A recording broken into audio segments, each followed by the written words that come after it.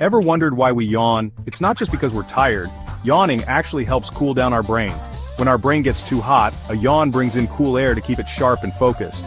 Pretty wild, right? But here's something even weirder. Goosebumps aren't just from the cold, they're actually a survival instinct.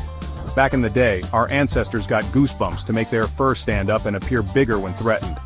So, next time you yawn or get goosebumps, remember, your body's working hard to keep you sharp and safe. Hit subscribe for more mind-blowing facts like this.